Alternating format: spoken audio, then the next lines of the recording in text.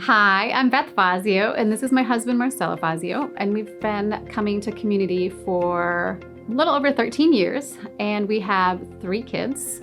We have a 12-year-old, a 10-year-old, and a 7-year-old. So before Cannonball, we had entered into this very automated process where we would just use the direct debit to tithe regularly, and we made a very strong commitment that would be the first 10%. So as soon as any money would come in, that would be the first thing that we would do.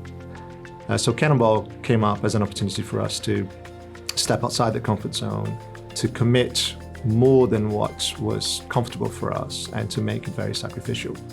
And at that point, then, remember we sat in the auditorium and we were discussing the amounts to put down, and at the very last minute, there was a bit of a leap of faith there again, and we just kind of upped it and kind of looked at each other saying, is this possible? And honestly, we thought it was possible, but we weren't sure. Well, fast forward to today, we are kind of at almost towards the end of the Cannonball 2-year period. We are incredibly pleased with what we've been able to do because at the end of it all, you kind of look back and you see God's hand on all of it. He kind of blessed us in terms of the income coming in more than what we had expected. Prior to Cannonball, we had always wanted to set an example to our kids about being generous, living generous lives. But with Cannonball, we kind of stepped that up a notch. We decided that we wanted to be an example in other ways too, because we know that Cannonball wasn't just an initiative about finances. It was also about our time and serving, and so we wanted to just show our kids that even when church isn't happening, we can still be the church, and we can still devote our time to God and to God's people. So Marcelo and I were really committed to the middle school. We're both leaders up in the middle school upstairs.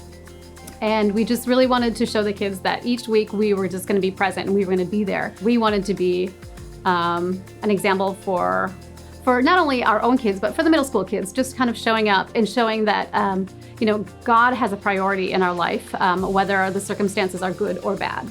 It gives us an opportunity to kind of relinquish that desired control and say, you know what, God, we're going to do this to be faithful to you, and you show us where you're going to take us with this. It might be somewhere, it might be nowhere, but ultimately it's about the trust. It's about, and having that's something I think we'll just carry on. Undoubtedly. It's not just a 2-year kind of thing. It's something that kind of has taken over us. We will benefit from this for all of our children because Sienna just started 6th grade now. So, hopefully sometime this year she'll still be able to go into that building, and we will also serving as life group leaders with the middle school. So selfishly, from that perspective, we are very excited to be able to get into the building. Obviously, we are so heavily involved with the middle school, and we see the kids' attendance online, and now we've started going back to the loft now, and we know how hungry the kids are for that space. We know how hungry Alex and Mikey are for that space as well, and how we are hungry to have that space and to have the ability to enjoy it, to share it, and to see lives being changed.